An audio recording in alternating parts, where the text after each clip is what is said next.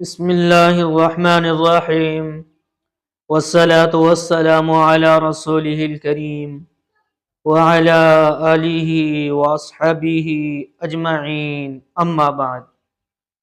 معزز سامعین کرام، السلام علیکم ورحمۃ اللہ وبرکاتہ۔ آج ہم آپ سے بات کریں گے خواب کے اندر دیکھنے کے حوالے سے۔ اس کی مختلف صورتیں ہیں اور اس کی مختلف تعبیریں ہیں۔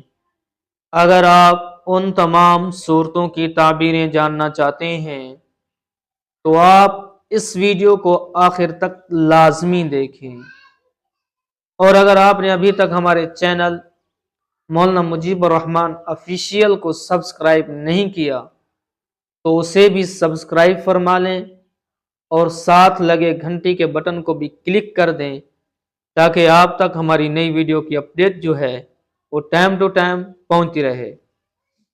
تو ناظرین، ہم چلتے ہیں آج کے موضوع یعنی خواب کے اندر دیکھنے کے حوالے سے۔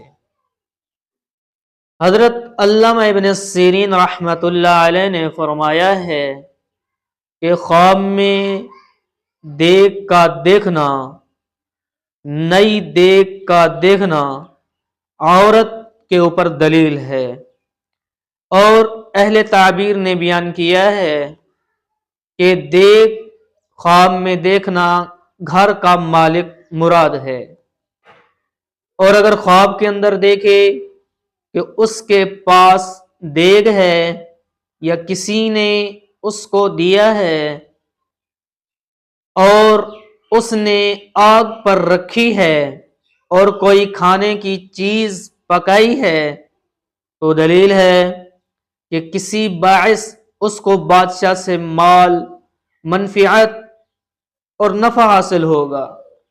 اور اگر خواب کے اندر دیکھے کہ اس کے پاس تانبے یا پتھر کی دیگ ہے تو دلیل ہے کہ دیگ کی قدر و قیمت کے مطابق اس کو فائدہ حاصل ہوگا۔